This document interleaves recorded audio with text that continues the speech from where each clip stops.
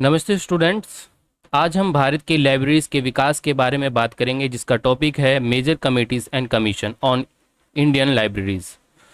Libraries केवल किताबों को रखने की जगह नहीं है। भारत में उन्हें मॉडर्न और इफ़ेक्टिव बनाने के लिए कमेटीज़ एंड कमीशंस का निर्माण किया गया। ये कमेटीज़ एंड कमीशंस बनाने में बहुत सारी चीज़ों का जो है परमिशन लिया गया, इंडियन गवर्नमेंट्स की सहायता ली गई, जिसकी वजह से ये हमारा जो लाइब्रेरी है काफ़ी इम्पोर्टेंट हो चुका है। और इसलिए भी इम्पोर्टेंट हो चुका है, जो एग्ज़ाम्स आएंगे, जो हिस्ट्री है इनकी, वो सारे क्वेश्चंस आपके एग्ज़ाम में पूछे जाएंगे। तो चलिए एक एक करके मेजर कमिटीज़ एंड कमीशंस के बारे में जानते हैं। तो पहला टॉपिक है कि evolution of libraries and the need for the policy. मतलब जो लाइब्रेरी का एवोल्यूशन हुआ, उसकी पॉलिसी की क्या नीड रही होगी।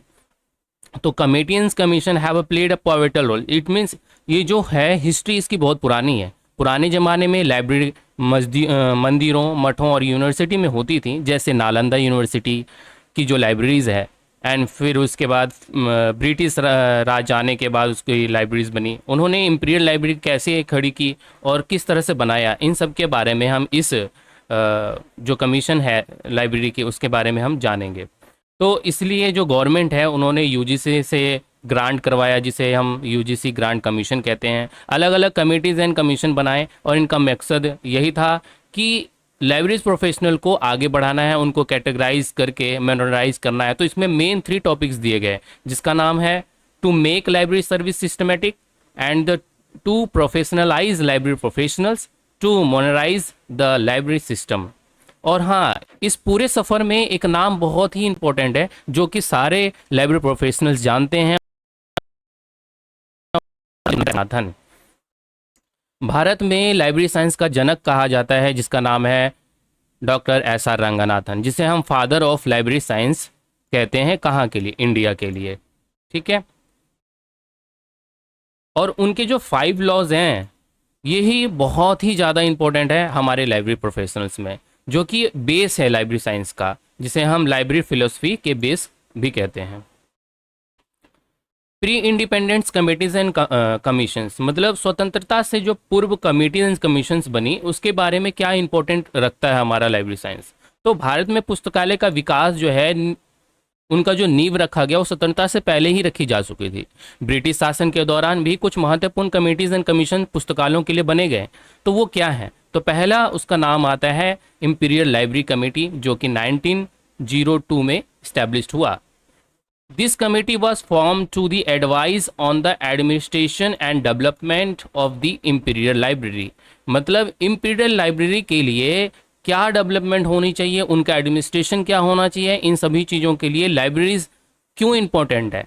तो इसी वजह से एक इम्पीरियल लाइब्रेरी कमेटी बनी, जिसमें ये बताया गया कि लाइब्रेरी का डेवलपमेंट कैसे होगा, उनका एडमिनिस्ट्रेटिव कैसा होगा। तो इन सबों को ख्याल रखने के लिए उससे पहले ही एक कोलकाता पब्लिक लाइब्रेरी बनाई गई थी, जिसका स्थापना 1836 में हुआ था। ये इंपीरियल लाइब्रेरी के साथ विलय कर दिया गया और औपचारिक रूप से 1903 में इंपीरियल लाइब्रेरी को जनता के लिए खोल दिया गया। ये पिछले वीडियो में भी आप लोगों को मैंने ये बात बताई थी।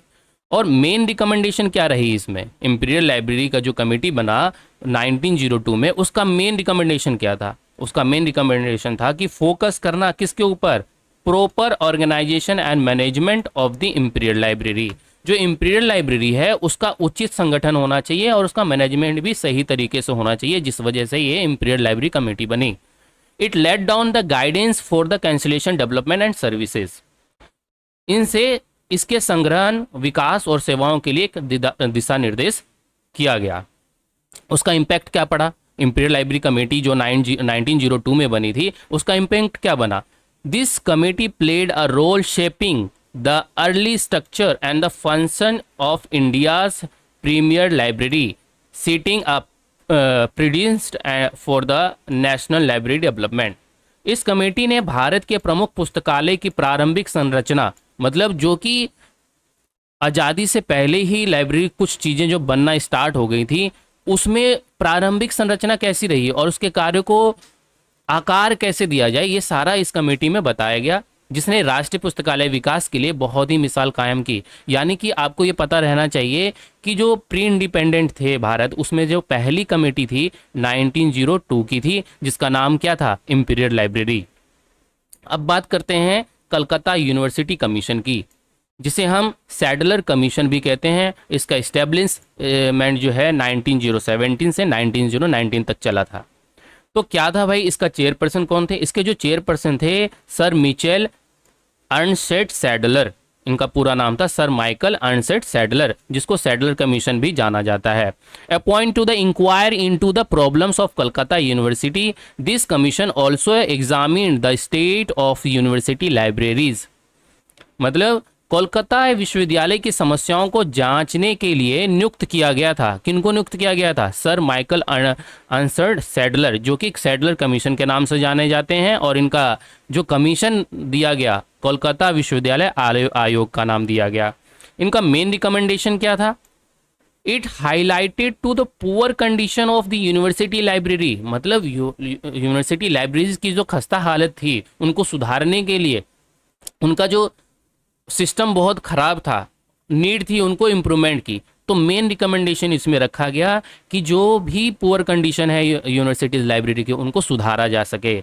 और दूसरा रिकमेंडेशन क्या था कि it recommended that university should be appoint the qualified librarians. मतलब कि अगर आपके लाइब्रेरी में क्वालिफाइड बंदे नहीं होंगे तब तक लाइब्रेरी सुधार ही नहीं जा सकती, इसलिए क्वालिफिकेशन भी होना जरूरी है। इसलिए इस कमेटी में एक रिकमेंडेशन ये भी डाली गई कि जो भी लाइब्रेरियन होगा, किसी भी लाइब्रेरी का, यूनिवर्सिटी लाइब्रेरियन का, वो वेल क्वालिफाइड होना चाहिए and allocate sufficient fund for the library development. और लाइब्रेरी के विकास के लिए फंड भी देना जरूरी है, तभी उसमें कुछ हम विकास कर सकते हैं। जैसे कि हमारी लाइब्रेरी का 5th लॉ है, इनका नाम क्या है आप कमेंट में जरूर लिखेंगे। उनका 5th लॉ का नाम है library is a growing organisms. तो लाइब्रेरी ग्रो कैसे करेगी? जब तक आपको फंड नहीं मिलेगा, आपके अंदर एजुकेशन क्वालिफिकेशन नहीं होगी, आप अपने स्किल्स को डेवलप नहीं करेंगे, तब तक आप ग्रो नहीं कर सकते। क्योंकि आप जब तक टेक्नोलॉजी नहीं अपनाएंगे, चीज़ों को नहीं देखेंगे कि भाई किस तरह से हमें अपनी लाइब्रेरी को ग्रो करना है और साथ साथ अपने स्किल को डेवलपमेंट करना है। ये क्वेश्चन आपसे पूछा भी जा सकता है कि लाइब्रेरी के जो क्वालिफिकेशन है उसमें जो हम इम्प्लीमेंट करते हैं, स्किल डेवलपमेंट करते हैं, तो लाइब्रेरी के कौन से रूल्स में आना चाहिए? तो library is a growing organism. तो लाइब्रेरी में जो भी वर्कर हैं, लाइब्रेरी प्रोफेशनल्स हैं, वो अपने स्किल्स को डेवलप कर रहे हैं ग्रोथ करने के लिए। तो जब हम ग्रोथ करेंगे तो डिपेंड करता है कि लाइब्रेरी भी ग्रोथ करेगी, क्योंकि जो हम अपना एजुकेशन है इम्प्लीमेंट करेंगे, कहाँ इम्प्लीमेंट करेंगे? लाइब्रेरी में ही इम्प्लीमेंट करेंगे। तो इन्होंने क्या किया, सिफारिश किया कि विश्वविद्यालय के योग्य लाइब्रेरियन नियुक्त करने और पुस्तकालय विकास के लिए पर्याप्त धन आवंटित करने चाहिए। ये किसने किया था? मेन रिकमेंडेशन ये किसने दी थी? ये चेयरपर्सन थे कौन? माइकल अर्नस्टेड सैडलर, जो कि कलकत्ता विश्वविद्यालय के चेयरपर्सन बने और सैडलर आयोग भी बोला जाता है। ठीक है, अब इसका इम्पैक्ट क्या पड़ा? जो इम्पैक्ट पड़ा, the commissions observation brought attention to the neglected state of academic libraries and emphasized their crucial role in higher education, paving the way of future reforms।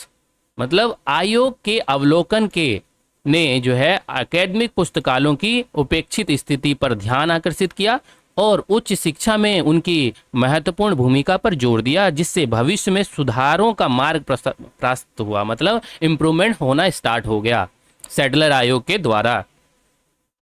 फिर आता है रीची कमेटी। रीची कमेटी 1926 में हुआ। इसके जो चेयरपर्सन थे उनका नाम था मिस्टर जे रिची। अब आपसे क्वेश्चन पूछा जाएगा जो कमेटीज हैं लाइब्रेरी की, उसमें 1926 में कौन सी कमेटी बनी थी? तो आप बोलोगे रीची कमेटी। एंड रीची कमेटी का एस्टेब्लिशमेंट कब हुआ था? तो 1926 में हुआ था। तो ये किस लिए बनाया गया? तो इसलिए बनाया गया कि the government of India appointed this committee to the suggest major for the recognising the administration of the imperial library. मतलब भारत ने इस समिति को इंपीरियल लाइब्रेरी के प्रशासन को पुनर्गठित करने के लिए उपयोग सुझाव देने के लिए नियुक्त किया था। मतलब जो भी लाइब्रेरीज आपके बन रहे थे उनका पूर्ण निर्माण किस तरह से होगा, उसका पूर्ण गठन कैसे होगा, मतलब रिस्ट्रक्चर्स कैसे होगा, इन सभी को ध्यान में रखने के लिए इस कमेटी का निर्माण किया गया, जिस कमेटी का नाम था रीची कमेटी। और रीची कमेटी के चेयरपर्सन कौन थे? जे ए रिची। और 1926 में उसका एस्टेब्लिशमेंट हुआ था। इसमें इन्होंने मेन रिकमेंडेशन क्या दी? इन्होंने रिकमेंड किया कि दो imperial library should be the declared as a copyright depository library. This recommendation was the subsequently pursued by the libraries। मतलब इन्होंने ये बोला कि जो इंपीरियल लाइब्रेरी को है कॉपीराइट डिपोजिटरी घोषित किया जाना चाहिए। इस सिफारिश